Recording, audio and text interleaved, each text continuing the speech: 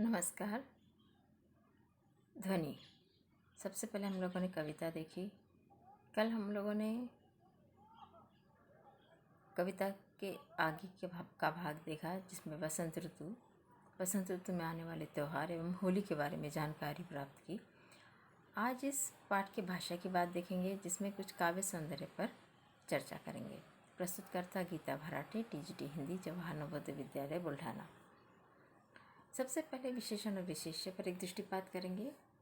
जैसे कि सभी जानते हैं, विशेषण विशेष्य की विशेषता बताता है और जिसकी विशेषता बताई जाती है उसे विशेष्य कहते हैं। यहाँ है हरे हरे पात। हरे हरे पात में हरे हरे यह विशेषण है और पात यह विशेष्य है। दोनों का वचन बहुवचन है, जबकि कभी कभी विशेषण जो होता है वो अनेक वचन में होता है और विशेष्य एक वचन में होता है। जैसे वह लंबी चौड़ी बातें करने लगा, वह मतलब विशेष्य है और लंबी चौड़ी बातें विशेषण है। लंबी चौड़ी बातों का वचन बहुवचन है और वह एक वचन में है। कहने का तात्पर्य है कि कभी कभी विशेषण और विशेष्य का वचन एक होता है, कभी कभी दोनों के वचन भिन्न भिन्न भी हो सकते हैं। अब हम अलंकार पर बात करेंगे। जैसा कि आप सभी जानते हैं, कविता में सौंदर्य लाने के लिए कवि अलंकार का प्रयोग करता है। अलंकार मतलब जिस प्रकार स्त्री अपना सौंदर्य बढ़ाने के लिए अलंकारों का प्रयोग करती है सुंदर दिखने के लिए, उसी प्रकार कविता में भी चमत्कार लाने के लिए, उसका सौंदर्य लाने के लिए अलंकारों का प्रयोग होता है। अब इसमें दो अलंकार प्रमुख होते हैं। एक होते हैं शब्द अलंकार और एक होता है अर्थालंकार।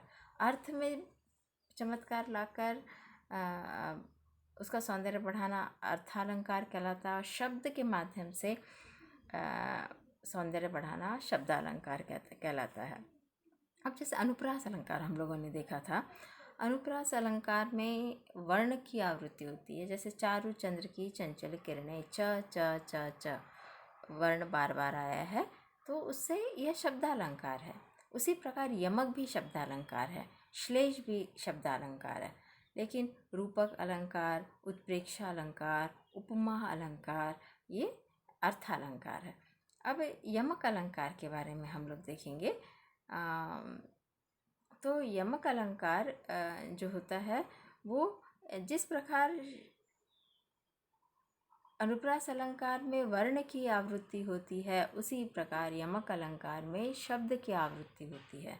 शब्द बार बार आता है, दो से अधिक बार आ सकता है और उसमें कुछ अर्थ में अलग, हर बार उसका हर अर्थ अलग अलग होता है और जिसके कारण चमत्कार उत्पन्न होता है। यहाँ अनुप्रास अलंकार में वर्ण का, याद रखिए, अनुप्रास अलंकार में वर्ण की आवृत्ति है तो यमक अलंकार में शब्द की आवृत्ति है। जैसे माला फेरत जुग गया, फिरा न मन का फेर, यहाँ जुग गया होना चाहिए। क्या है गया? जुग गया। माला फेरत जुग गया, जग गया नहीं।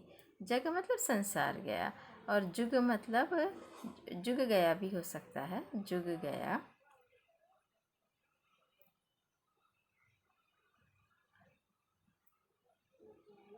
जुग मतलब युग। जुग मतलब एक माला फेरते हुए एक युग चला गया, लेकिन फिरा न मन का फिर, लेकिन मन परिवर्तित नहीं हुआ, मन शुद्ध नहीं हुआ।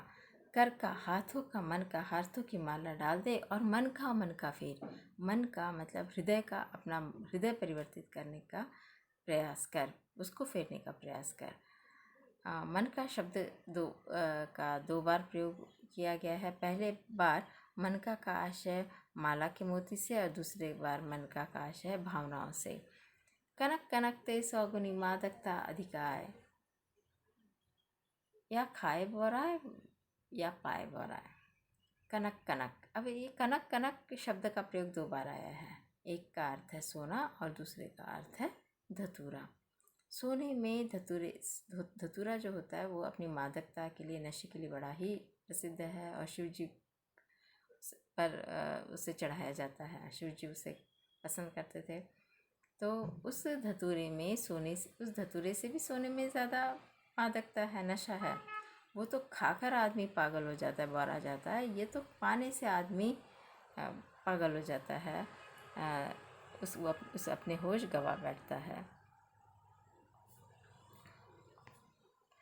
तो इस प्रकार कनक शब्द का प्रयोग 2 बार हुआ है। एक का अर्थ है सोना, दूसरे का धतूरा। उसी प्रकार काली घटा का घमंड घटा, घटा मतलब कम हुआ, एक है, और एक घटा है बादलों की। तो इस प्रकार जब शब्द बार बार आते हैं और प्रत्येक बार उसका अर्थ भिन्न भिन्न होता है, उसे यमक अलंकार कहते हैं। 3 बेर खाती थी, खाती थे वे 3 बेर खाती है। जो 3 बेर खाती थी वह 3 बार खाने लगी है। इसमें एक शब्द बेर का प्रयोग होने से वाक्य में चमत्कार आ गया। एक बेर का बार के रूप में प्रयोग हुआ है, समय के रूप में, और एक बेर का फल के रूप में। कभी कभी उच्चारण की समानता से शब्दों की पुनरावृत्ति का आभास होता है। जैसे मनका में मन और का है और एक है मन का। वैसे देखा जाए तो केवल उच्चारण में समानता है, जिसके कारण शब्द चमत्कार उत्पन्न हुआ है। अब ऐसे वाक्यों को एकत्रित कीजिए जिसमें एक ही शब्द की पुनरावृत्ति हो। ऐसे प्रयोग को ध्यान में से देखिए और निम्नलिखित पुनरावृत्त शब्दों का वाक्य में प्रयोग कीजिए। बातों बातों में, रह रह कर, लाल लाल, सुबह सुबह, रातों रात, घड़ी घड़ी। अब ये पुनरावृत्त शब्द है। इसमें यमक अलंकार की बात नहीं है। इसमें केवल वो बात, किसी बात पर बल देने के लिए ये इस शब्द का प्रयोग बार बार किया जाता है। जैसे मैं तुमसे बार बार कह रही हूँ, है ना, तो बार बार मतलब मैं हर बार तुम्हें कह रही हूँ। तो इसमें किसी बात पर बल देने के लिए जब एक शब्द 2 बार आता है उसे पुनरुक्त शब्द कहते हैं। उसका वाक्य में प्रयोग करके हम लोग देखेंगे। जैसे बातों बातों में काम की बातें, कुछ नया, बातों बातों में काम की बातें कर कुछ नया सीखना चाहिए। रह रह कर मुझे माँ की याद आ रही है। लाल लाल, बगीचे में लाल लाल फूल खिले हैं। सुबह सुबह प्राणायाम करना चाहिए। रातों रात कोई अमीर नहीं बन सकता, उसके लिए परिश्रम करना पड़ता है। मुझे घड़ी घड़ी परेशान क्यों कर रहे हो।